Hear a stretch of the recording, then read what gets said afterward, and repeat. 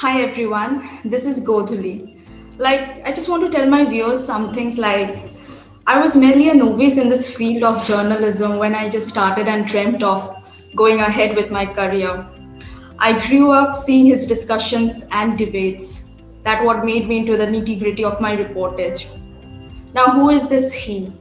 He is one of the most refined and renowned journalists of our time and earlier, and someone I can say who has kept journalism alive in our country.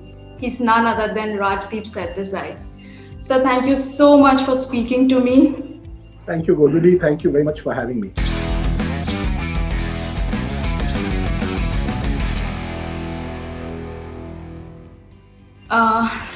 It's been more than 30 years you are in this industry. So I want to ask you how journalism has changed since the day first you have stepped into the newsroom until now. What are the observations, the changes you have seen in journalism?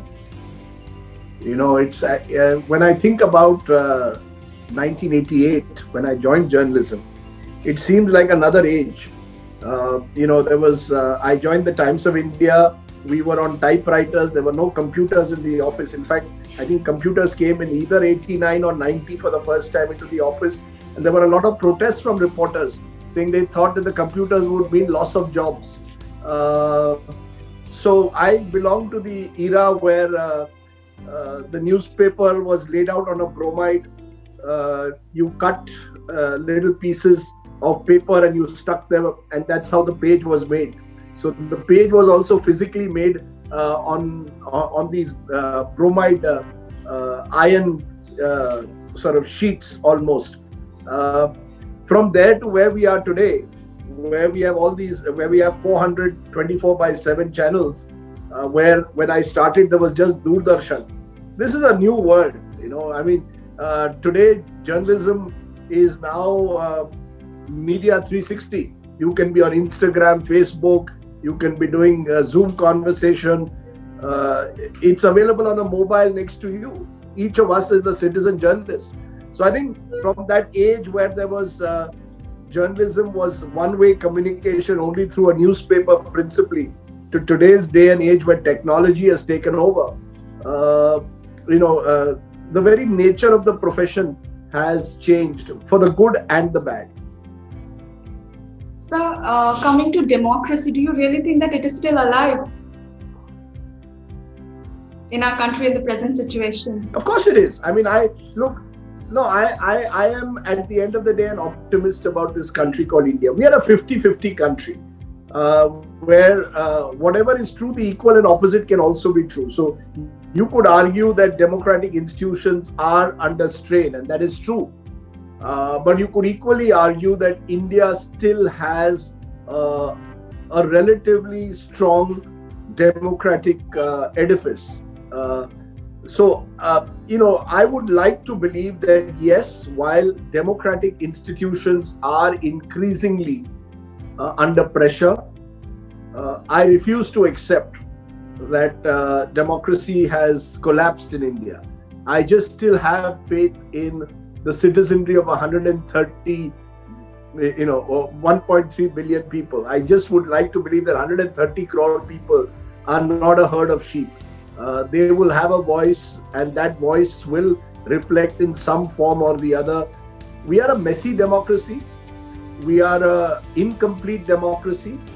We are a democracy under strain, but we are still a democracy. So, coming to your book, which is How Modi Won India, you have done the live reporting there that time. So, can you just throw some light on that, the analysis of it? Do you really think that media has lost all the ability to provide objective analysis? Those are two different questions. In a way, let's take them one by one.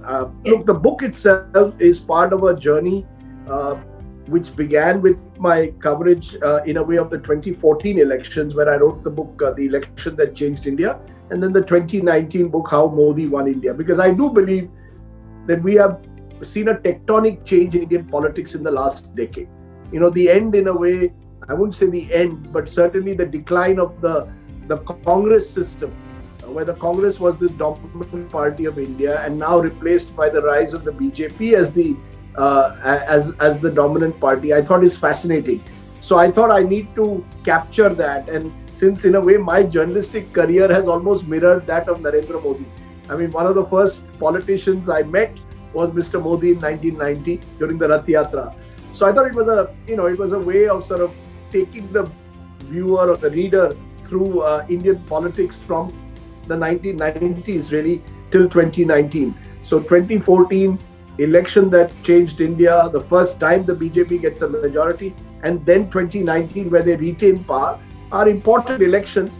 And as an election junkie, I thought I should write about it so that maybe people like you or viewer readers out there who want to know more as to what happened really behind the headlines will or beyond the headlines will actually want to read about it. So that's as far as the two books go. It's an analysis of how Indian politics has transformed. Whether it's objective, I would like to be, whether you can be truly objective in analyzing, let's say, someone like Mr. Modi, not easy. Mr. Modi is a very polarizing figure and tends to divide public opinion. So the fact is that he won these two big elections, and I've tried to find an explanation for his victory. And many people criticize me saying you're using Mr. Modi's name to sell a book or that you're praising Mr. Modi. I'm not, I am a journalist who, when I write a book, I am reporting what I see around me.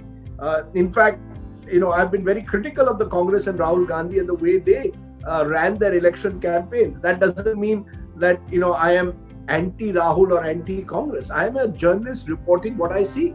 If tomorrow the Congress is to win an election, I will seek an explanation as to why they win an election. If tomorrow Mamata is to win an election or lose in Bengal, it's my job to explain why, she's won or lost. So I think objectivity is possible, provided you are willing to accept that a journalist's primary task is to report the story as he or she sees it.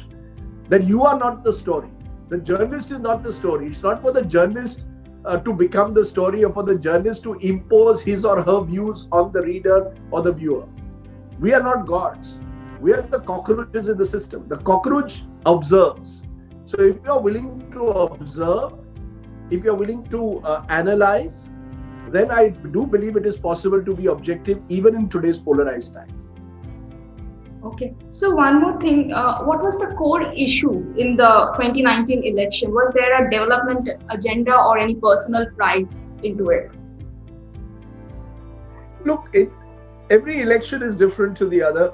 And even within an election, the agenda and the narrative can change from a Karnataka to a Kashmir.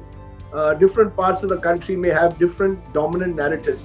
But I think if there was an underlying theme of the 2019 elections, it was leadership. Who do you want as your leader? I think leadership as embodied in the Modi persona, this so-called strongman leader, but enhanced particularly after what happened in Pulwama and then Balakot, became a dominant narrative. I mean, it's interesting that one of the post-poll surveys done by CSDS shows that 1 in every 3 voters who voted for the BJP said they voted only because of Modi. If Mr. Modi was not there, they may not have voted for the BJP. So that's 33% of a BJP voter voted for the BJP only because of Mr. Modi. So leadership became an important factor. In that sense, you could argue that the election almost became presidential. Modi versus who? Or Modi versus Rahul. And I think that became a dominant narrative, the narrative of leadership. Other agendas, whether it's development, whether it's government policies, they will always be there in different ways in different parts of the country. But I think the central theme of the 2019 election, if you ask me, was leadership. What kind of leadership do you want? Do you want this dominant, dominant individualistic leadership? Or do you want a more, dare I say, a consensual style of leadership, a softer sort of agenda of leadership? So I think leadership became an issue, and that's where Mr. Modi, in the circumstances post Balakot in particular, appeared to score over his rivals. So speaking on Kashmir, like you have been into journalism in decades now, how do you see the Vajpayee years and the Modi year? keeping Article 370 in the mind, and also Kashmiri Pandit. So now I have been reading this two of the book, which is always there. One is Vajpayee Years by Daulatji, and the Our Moon Has Blood Clots by Rahul Pandita. So both of them have very different justification of the thing. Pandita came in support of this revocation. Look, So look. I think Mr. Vajpayee was, by instinct, a much more democratic, consensual style of leader. So he was looking for a Kashmir solution, but looking at it within a larger context of achieving an element of regional peace with Pakistan, of, as he himself put it, insaniyat ke daire mein, make humanity the core of any reach out to the Kashmiri people. So his was an attempt to try and build a broad-based consensus, which is why his government actually had the Abdullahs were part of his government, and this was Mr. Vajpayee sort of trying to be a coalition builder or a consensus builder even on Kashmir. On the other hand, the Modi style is more unilateral. It's much more ideologically driven. And therefore, Kashmir for Mr. Modi becomes part of the BJP's larger Hindutva agenda, which includes the abrogation of Article 370. Even if Mr. Vajpayee had wanted to do so, he was heading a coalition government, so it wasn't possible for him to take all his coalition partners on that issue. I don't think a George Fernandez, for example, who was Vajpayee's defense minister, would have accepted abrogation of Article 370. Mr. Modi and Amit Shah's style is more unilateral, it's more ideologically driven, and therefore they see Kashmir first as part of their ideological agenda, that we must stamp our authority on the Kashmiri people. That integration of Kashmir with India involves revocation of Article 370. The Vajpayee style would be integration of Kashmir with India involves embracing the people of Kashmir. So one is a more people-centric approach, one is driven by land, that this is our land in a way. So I think Mr. Modi's approach is much more confrontational and combative in a way, and the Vajpayee approach was much more consensual. Now we don't know how successful Mr. Modi's approach will be. The jury is still out. It's only a year and a half, and I told someone one must wait for 2-3 years to see whether actually this Modi approach of being much more of being more combative with the on the Kashmir issue, or more ideological, whether it will work. At the moment, there are mixed results coming in from Kashmir. There is it's not as if terrorism has disappeared or militancy has ended. In fact, there seems to be growing anecdotal evidence of alienation among Kashmiri youth. On the other hand, clearly, the center is playing a greater role in Kashmir at the moment, and whether that greater role will result in greater development in Kashmir, we wait and see whether this Modi model will work. So coming to this Hindutva factor, how far do you think this Hindutva factor is playing a core issue here in our country? Is it leading our country into a democratization? The factor of Hindutva. Look, I do genuinely believe that in a way the idea of India, as was seen by our founding fathers, is under strain. India was built as a constitutional republic where every individual citizen's rights would be fully respected, irrespective of religion. Increasingly, one gets a sense that that constitutional ideal is being replaced by a majoritarian ideal, where some are more equal than others. Where if I am a Hindu marrying a Muslim, I'm going to have to make sure that my marriage, I'm going to have to prove to a DM, to a district magistrate, that this marriage is based on love and consensus and there is no coercion, which is not the case if I were to marry a Hindu. So if two Hindus marry each other, it's fine. But if a Hindu marries a Muslim, you've got to make sure that the administration doesn't see it as coercion.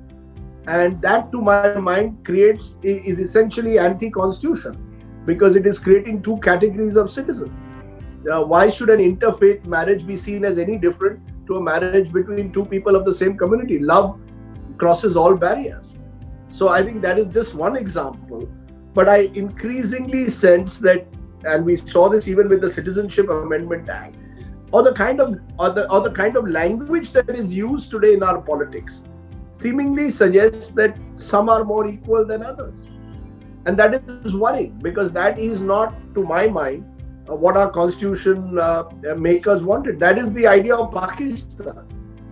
The idea of Pakistan is a country which is built on Islam being central to the to your identity as a Pakistani. Being a Muslim was central to your identity as a Pakistani, built around a country built around religion. India was a country built around pluralism, built around citizenship, built around the notion of every citizen having equal rights and duties. So I worry sometimes whether that constitutional ideal is in some way being subverted. Rajdeep sir, like a lot of things is happening in the politics right now. Be the on the present issue like farmers protest. Earlier we have also seen Sushant death case, drugs issues, everything. But how far is media justifying to it with their reporting? Today is the 10th talks of round is going to take place for farmers. But if I see the blanket coverage of our channels, how far is media justifying to it? Look, the farmers' agitation in a way reflects just how fragmented and polarized the media is, wherein, depending on which channel you're watching, you will get a very different perspective of what is happening on the ground. It almost seems as if truth has become a multiple choice question, wherein even there are alternative truths almost, that are being created. Some suggesting that the farmers are anti-national, that the farmers are, that these are not even farmers, these are Khalistanis. There's that narrative, and there's the other narrative which sees this as a genuine people's movement. So there is that angle, depending on which channel you watch or which media house you. But on the other side, you're also seeing the rise of social media and a number of digital sites where individual farmer groups or supporting groups are creating their own news broadcast in a way. And that is also spreading almost like a parallel narrative.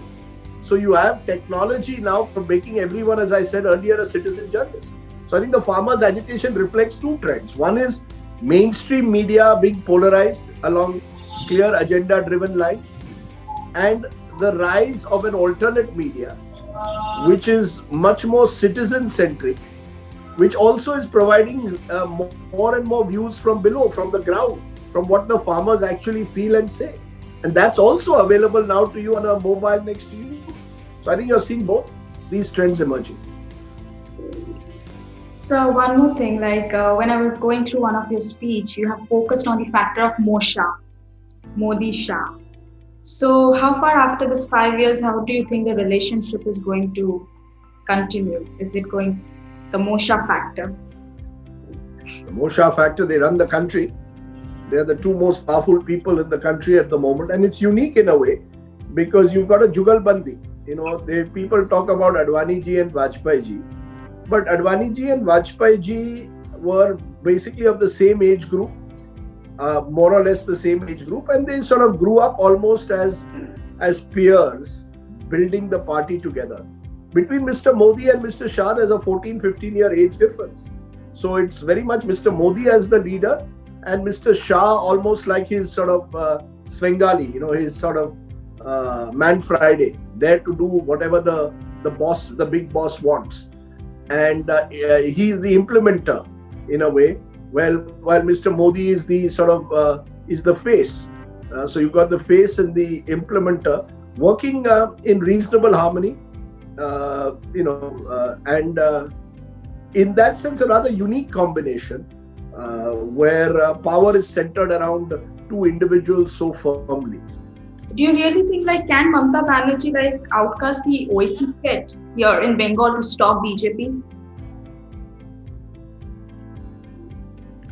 I don't see OIC being a factor in Bengal at all, frankly. I think that's an exaggeration to suggest OIC will have an impact. He may have a marginal impact in some areas, but very marginal. This election at the end of the day is about one person in Bengal, Mamta Di. I think she is the central focus of the election. Either there will be anti-incumbency against her and her government, and she'll be voted out, or she has been able to create a certain emotional resonance among a large number of people. They identify with her culturally, emotionally, and she will win the election. So I think everyone else is a bit player. She is the focus. This election is about Mamta Banerjee. 2011 was about the anger against the left. 2016, to my mind, was the people of Bengal saying, let's give Didi one more chance. Now it's about, has she really performed in the last 10 years? So this will be the election, which is a referendum in a sense on 1 decade of Mamta Banerjee. Do you want Mamta to continue, or do you want to see a new kind of politics as represented by the BJP? And yes, there is a Hindutva factor very clearly also playing out. The so-called Hinduization of the Bengali voter. To what extent is that going to influence political choices? Okay, I'll end with this last one question, and it is the burning topic right now. It is the TRP scam. I'm not going to name anything, but apparently, Rajdeep sir, the WhatsApp chats are leaked, and there are channels like opposition channels who are playing it also as a blanket. But how do you see to it? Because honestly saying, I have seen your channel reportage and different, but I really want to know from you. It has been a neutral reporting from the time I've seen you taking over Riya Chakraborty, till farmers, till everything. But right now it is all open in the air. I think these WhatsApp conversations only reveal one of the worst kept secrets. That the TRP system in our country has been completely compromised. That the entire rating system by which channels get advertisements, by which their entire business model is built, has got totally compromised. That there are collusions which take place at various levels, attempts being made to subvert the entire TRP system. And therefore, in a way, as I said, this is only bringing out into the open what many of us have known for a long time. And I think what it calls for is a complete cleanup of the system. That you cannot have a rating system which is based on collusion, on subverting the system, on trying to infiltrate the system, on corrupting the system. And I think that's the message, I think that comes out loud and clear, that the television news industry needs to get its act together. It's no longer business as usual. You're going to have to change the way the entire business model of TV has been created, which is so obsessed with TRPs, which in themselves can be manipulated, that the entire system gets corrupted. So what will be your message for our generation, the generation which is coming, which is going to follow you all? Like, how do we differentiate into it between the fake news, which has been a ban in the digital, and each one of them has their own ideology, but what will be your message for us, the upcoming generation, also to live up to journalism the way you have done? My message to your generation would be, do something else other than journalism. But more seriously, my message would be that you are a lucky generation. You have these huge technological opportunities. You can be all citizen journalists. You can set up your own blog sites. You can build your own websites. You can create your own digital platforms, where you can perhaps move away from the legacy media and the mainstream media's narrative and create your own, in a way, unique style of storytelling. So you have a great opportunity. You are the lucky generation. It's too late for me to now become to be able to do news through Instagram or Facebook, because these are, I'm just learning about it now. Your generation has grown up on it. And I think you can use these platforms, these large platforms, to create a new style of journalism. So I wish you well. Thank you so much, Rajdeep sir, for speaking to me. Thank you so much once again. It was really an honor to speak to you.